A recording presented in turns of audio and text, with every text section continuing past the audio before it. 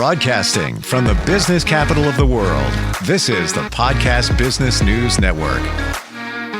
And welcome back, everybody. Communication, so critical in our lives every single day. No matter what we do, our personal relationships, professional, it all comes down to effective communication.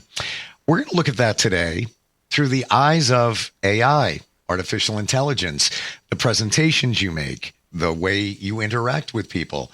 And we're going to get some deep insight on that from a gentleman with a company that helps you deliver the best presentations possible.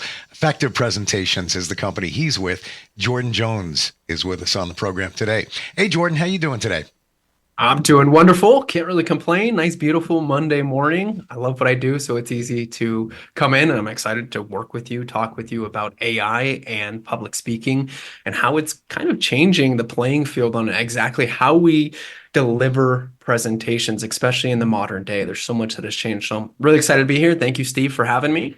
Great having you here, and I'm intrigued on how AI translates to effective communication and presentations. Now, AI, artificial intelligence, a lot of us have already used it, maybe when we're doing a search, maybe with ChatGPT. We want to get maybe a better, a document or ideas. I've used it manipulating images, just kind of for fun. I'm intrigued to see how this translates to presentations. I really am. Yeah, and most people, they don't think of using AI in a public presentation or a presentation at all. But there's so many different tools and so many different use cases for it. And it goes, like you were saying, everywhere. It could be used for computer programmers. Computer programmer or people that aren't computer programmers can now develop computer programs with AI. It's such a powerful tool, or like what you were saying, where it manipulates images or changes images or even creates them. Well, all of these pieces can also help your presentation, because now if you need a specific image, well, you prompt the AI exactly what you want for your presentation. Well, now you have an entire image created for your presentation. And it's kind of crazy because you can take your information, plug it into AI software, and it will generate you an entire presentation with slide deck, pictures, bullet points, you name it, all from either your information or just a simple little prompt. It's quite insane what this technology is making available to just the average person. My first view of using it for that purpose is editing. You get so much that comes back, and you really need to fine tune it to what you're using it for, because AI, sometimes it nails it. Sometimes there's a lot of fluff and a lot of extra that goes along with that. Take us through the journey. Let's say somebody's doing a presentation. How would that translate to making it the best presentation? Well, I would start pretty much right at the very beginning. And this is something we typically teach in our courses. And it goes into, when you're going to present, you always have to ask yourself, what is in it for my audience? Why is my audience there? And once you come up with that reason, well, now you have the baseline for why you are presenting your information. Well, now that you have that baseline, you take that prompt essentially, and you ask, or you take that and use a prompt saying, write me an opening statement for this presentation. Well, now your entire opening is pretty much created for you through AI technology. And you don't have to do the legwork of thinking through, how do I want to open up this presentation? It's done for you. Same thing with the ending. It can wrap up the entire presentation. It can link right to the very introduction and link and tie that whole presentation together, giving you a very nice bookend close, because you're tying in the intro and outro because AI has done that for you. So right at the very beginning, you can start with just openings. Let's go a little bit deeper in it delivering you. So it's going to give you the script. It's basically going to tell you what to talk about, but it's not really in your words.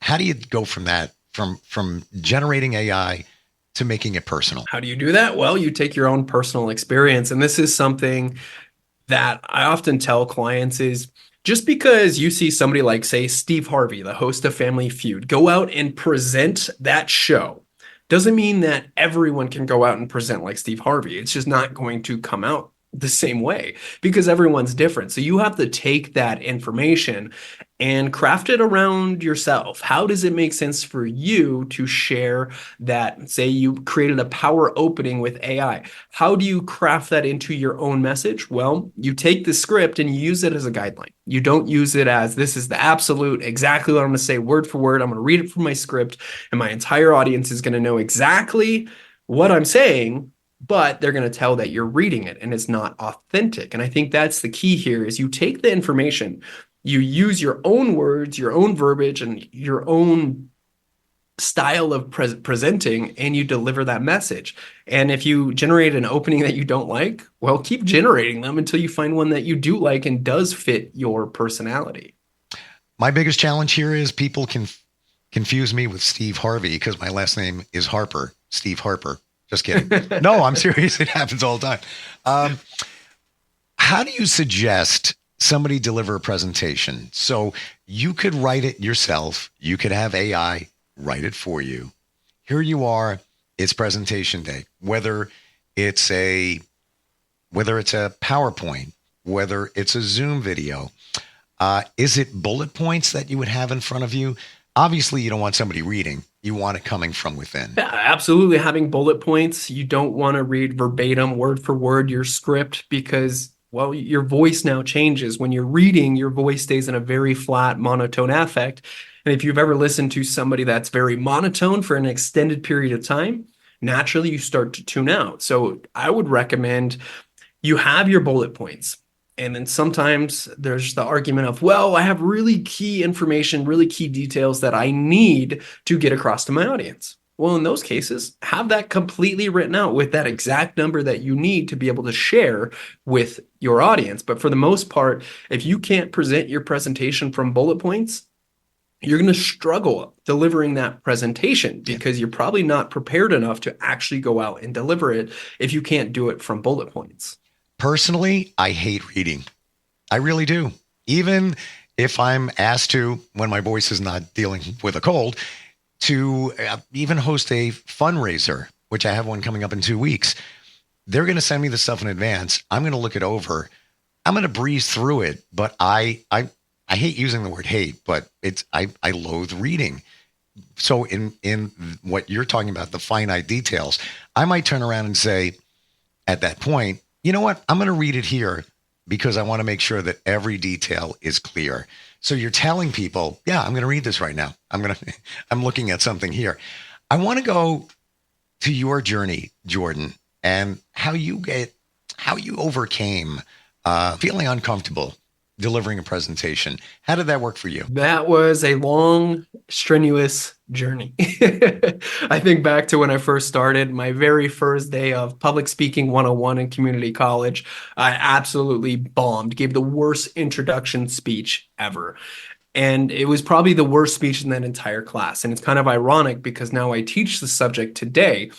And the one key thing I would say to getting comfortable in front of a group of people is change your mindset of it. A lot of people, there's an effect in psychology called the spotlight effect, where people essentially think that everyone's paying attention to them and them only. But in reality, everyone's paying attention to themselves, not you as the individual. And as soon as you can start wrapping your mind around that, it becomes a lot easier, a lot more freeing to go out and just be authentic, be yourself. Who are you? And I think public speaking, to really get comfortable with it, you have to be comfortable with yourself and your thoughts and ideas. And the way that you get there is by speaking. And being honest and being authentic. Mm-hmm. Yeah. I love the spotlight effect. It's so real and relatable. And if you can relate to people, you're halfway there. So many times I believe, and please correct me on this, that we get up there and the pressure is on to deliver. But people just want to hear from another person helping them out. I was at a networking meeting 2 weeks ago, and I haven't been at one. I'm embarrassed to even say this since COVID. So I jumped back into networking. This was the first one early in the morning. And I looked around at everybody, delivering the 30-second speech.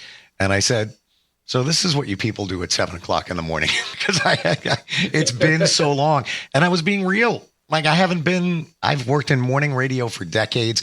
I kind of sleep later now because of that. And it was a I was being honest with everybody, and they related. Like, yeah, this is what we're doing. There's life. There's life before 6 a.m. Relatability is key, isn't it? Absolutely. And I love that you say that, because that is what, if you think about, when I think of relatability, I always just think of stories. And the reason Yeah. being is, if you think about stories throughout our just entire existence as a species, it's how we pass information down. But we could just have bullet points of information, stats, data, stuff that is hard ingrained. But none of that is really passed down. I mean, yes, it is in literature and science literature, all that stuff. Sure. But when it comes to actually sharing information, the way that people retain it the best is through stories. And the reason why? Well, it goes right back to what you just said. It's how we relate. Everyone in this world can relate to something some way, somehow. If you think about, there's a lot of things, such as eating. Everybody has to eat. Every human can relate to that. So you can think about just food and have a relation with people, because people can connect with that. Even from all over the world, people will, I'll use this as an example. You go anywhere in the world, people will know what a cheeseburger is. And you guys can relate upon that. I know it's a silly idea, but it's true. We have these little pieces that every human can relate with. And it's about finding what is it that I can do to relate with this audience. Going back to what you said about, wow, this is what you guys do in the morning. I don't know if you were on stage when you said that at that networking event, but the reason why that was so relatable was because it was true. And when stuff is true, it's typically funny, especially if you deliver it with the right tone, which you absolutely seem like you did. And it probably got everyone in that room to laugh, because it's true. Yeah, this is what we're doing in the morning. And it kind of breaks that ice. And when you break that ice, you start to become relatable with that audience, you get that first laugh, and everything kind of just flows from there. So I would say that relatability piece is probably the most important thing that you can do when it comes to trying to build a connection with an audience. I love what you said about stories. There's a story in everything. We have a story. There's a story with your name. There's a story in the data. Everything is a story, right? Absolutely. There's stories in everything. It only comes down to what is a story that is worth telling. And I typically think of, as long as there's change, there has to be some sort of drama, conflict, or change in that story to be worth telling. Because I could say, well, I went out of the house today, I drove to work. Cool. Awesome. Is there actually a story there? Good for you. No, hey. Yeah, good for you. I did the same thing. Hey, you're relatable, right? But if you think about it, I drove to work today and I got cut off by a semi and I got thrown off the road and I almost died. Well, now you have a really story that people are going to want to engage with and listen to, versus, yep, I woke up and drove to work. So you have to have that change in that story. Otherwise, it's not really going to have a purpose and people aren't going to relate with it. We love drama. We love that conflict. It's in everything. Yeah, let's microanalyze the drive to work story. So you drove to work. I drove to work. I assume you did. I don't know if you're working from home.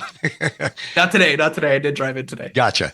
I drove into work today and picked up coffee. And my story is that I'm trying Green Day, the band's new coffee. It's called Pink Bunny or Punk Bunny. And it's actually really good. It's got like chocolate tones to it. Never had it before. Didn't know Green Day, the band, had coffee available at 7-Eleven convenience store. So it kind of made my day. Made it kind of fun. That was my drive in today. That's my story. But that's cool, because now you're sharing something that people typically wouldn't know. You're sharing information. It's like, oh, that's cool. That's an interesting idea. Never thought of it. So that would be a change in perspective. You never would expect a punk rock band to have a coffee, especially at what other place than 7-Eleven. You would not. I highly recommend it too. It's really good. And there you go. Now you're like, hey, I would really recommend this coffee. It's delicious. It's good. What's your story? What happened in your drive-in today? Let's see. Oh, well, so I have a hefty drive-in. I drive about from northern Colorado all the way into Denver. So it's always an interesting drive, to say the least. You always see stuff on the road. I try and just listen to audiobooks. I laughed earlier when you're like, I can't stand reading. I loathe it. I'm like, me too. That's why I listen to audiobooks, because it's a lot easier to just drive and listen to audiobooks rather than that. And in my audiobook this morning, I always look at just different things that will make me better as a person. And right now I'm reading one of Brian Tracy's books about about power and influence. I can't remember the exact title. It's an audiobook, so I don't look at it all the time. I kind of just hit play on my phone and it goes through my speakers. Sure. And I just listen to it. But he brings up points of how do you get people interested in you? And it's not so much about you being interested in you, it's how do you get people interested? And it's not just a direct of, hey, look at me, here's my story. It's more so you asking them questions that's going to prompt a story or prompt them to say something and get them talking about themselves. And he ties it back into Dale Carnegie in his book on how to win over friends and influence people. I can't remember the exact title. It's one of those ones that I really should memorize. But he ties it all into that, and it has to do with just being an active listener, wanting to hear what people say and being interested in what they're saying and actually listening. And I think that's about 80% of communication is just listening. Thank you for sharing that, because first of all, I have 3 books sitting at home. I even went away for a weekend, and my goal was to read those books, or at least some of them. I still didn't. I'm going to try audiobooks. I have never immersed myself into that. And yes, it's a great reminder in terms of one of the most valuable things you can do is just ask questions. That's it. Ask questions and listen, of course. Ask questions, clarify if you don't know things. I was talking to my brother this weekend, who's a firefighter, and he's now getting promoted into a senior role and teaching people that are just coming into their, I'm trying to think of what the proper word is for firefighters coming into their stations, I suppose. And I always find it so interesting. He's terrified of public speaking, but he's willing to go into a burning building and save people. I'm like, dude, you got your priorities backwards. You're crazy. I don't understand how this is hard for you. But the point I'm making with this is, even if you don't know where you're going with your information, if you just take the time to pause, think about where you want to go, and really think about it, and don't put too much pressure on yourself, and just start talking, well, people will probably listen as long as you say it confidently. And I think that's something a lot of people misunderstand. They get so freaked out and like, oh, public speaking, it's so hard. But instead of freaking out about it, just take the time to pause, breathe, and really gather your thoughts. So on point. And the power of the pause is so underestimated. And many of us don't do the pause because we think that it's so long of time that went by with the pause, but it's not. You're actually doing a favor to the listener because now they can collect their thoughts. Yeah, great reminder. When it comes to AI, let's jump back into that.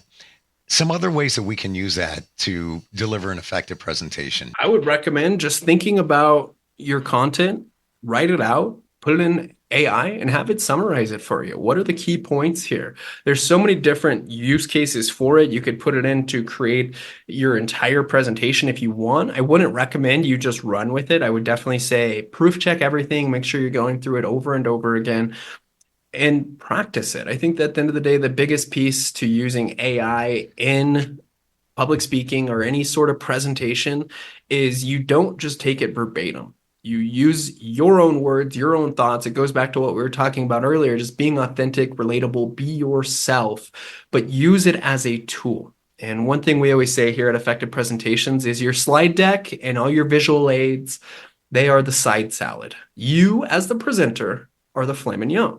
You are the main course. Don't let the PowerPoint or any of the AI generated stuff overtake your message. You are in control of the message. You are the one delivering it. You are the main course. Would you say that we should treat AI like a starting point? Absolutely. Okay. Yeah. And you know, to your point before, not putting all your stock into it and not reading it verbatim, but using what you feel resonates with your message, and then get rid of the fluff. Because many times I've found, even if you ask it to be brief, it's going to give you a lot of, filet mignon. It's going to be a lot of fat hanging out there. And fat's delicious in steak. But anyway. Fat is where the flavor's at. So, but sometimes it's too much. That's right. But yeah, absolutely. Use it as a tool. It's not the main presentation. It's just a tool to help aid your presentation. And this is where it starts to get pretty interesting with people using AI all the time, at least what I'm foreseeing in the future and kind of just predicting. I don't think you can really predict communication in humans, but I do see public speaking skills starting to come down. They're not going to be as effective now that we have a lot of AI technology doing the thinking for us. And that's something I'm kind of worried about as a teacher for public speaking. I don't know if I'm worried or happy because it's going to probably generate us business in the long term, but it's something where you can't use AI as your presentation. You are still the important piece there. You're the relatability. We still need to connect somehow. AI can't connect with humans. It's artificial intelligence. Artificial. It's not intelligence. It's artificial. And I think that's one key piece. A lot of people misunderstand. They think it's going to be having a conscious one day, and who knows? Maybe it could. That's kind of getting really into the weeds of the sci-fi area of AI, and that's not something I do think about it. I'm lying. I don't want to say I don't think about it, but it's something that could happen, but I don't like to dwell on it because I think it could be for the better or for the worst. Do you think it's, at this point, when we apply it to presentations, a blessing and a curse at the same time? I do, because I think as we develop more with AI, we're going to see communication skills start to get worse and worse. And that's kind of my fear with it, but also it's a blessing because now you can create an entire slide deck in 10 seconds by putting one prompt in. So you know it's good and bad. I think, it's kind of hard to quantify both sides of it because there's so much to it. It's a broad I almost question. see it as it's great in that it's your springboard, and instead of hyper focusing on your content, you can go through what it generated for you and clean it all up. And now you can more focus on remembering it, your presentation, where you're not so obsessed with, the content. But on the flip side, it sounds like you're saying that many of us might just rely on that and become almost robotic in our presentations, which is not the goal. Yeah, and there's some really cool features with it too. I know a lot of the video conferencing programs, they now have AI integration. So you can look at a entire transcript of a presentation, and what AI will do is it will generate you a summary on exactly what was said in that meeting. And this is fantastic, especially if you get somebody that just goes on a tangent when they present and they set a meeting for 30 minutes, but they go an hour. Well, you no longer have to kind of listen to that meeting the entire time. You could just take the notes from AI and you're saving yourself a ton of time. So there's a lot of good with it. And I like what you said. It's a springboard. It's a starting point for presentations, I would say. I completely agree with that, Steve. And that's a great point too, in terms of the notes, where it can transcribe exactly what was said, or it can surmise what's going on. Side note, I don't know if you've ever seen, and I think it's connected to Google. It's called Notebook, and you can generate a podcast, male and female talking. It's uncanny. It's the first time I can actually say it sounds real. Just the way they respond, the way they stop. They might jump on the next person. Oh yeah, that's a really great point. It's almost scary how real it sounds. If you go to the Notebook, Google, and generate something in a podcast, it's actually kind of funny checking out what it sounds like. That is interesting. I'll definitely have to take a look at that. It's kind of that stuff kind of scares me, because then you start to question, am I listening to a real person or is this AI? And that's kind of where you get into, that's where you start to get into the doomer view of AI, I would say. Yeah.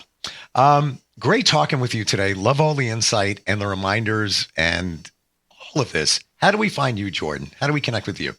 Thank you, Steve. Connect with me. Come to effectivepresentations.com. Take a look at some of our courses. If you want to improve your public speaking skills, we can definitely get you more comfortable, more confident. It's probably one of the best workshops you'll ever take in your life, and that's backed up by our reviews. And we're almost at 700 five-star reviews, which is unheard of.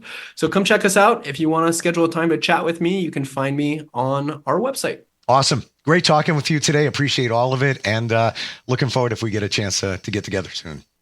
Absolutely, Steve. Thanks for having me. Thanks, Jordan. We'll be right back.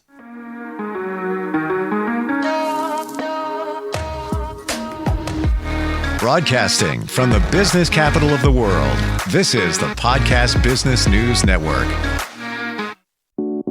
When it comes to making plans, you are the best. What about those round trips that you plan in advance, which are perfect on your way there and perfect on your way back? Or those meetings with friends for which you make a group chat 3 months before so that nobody or anything is missing? Or your daughter's first birthday party. You planned it with such dedication that instead of the first, it felt like our 15s. The same way you plan each detail for those moments. Start planning to protect you and your loved ones from a natural disaster. Sign up for local weather and emergency alerts. Prepare an emergency kit. And make a family communications plan. Protecting your family is the best plan you can make. Get started at ready.gov/plan. Brought to you by FEMA and the Ad Council.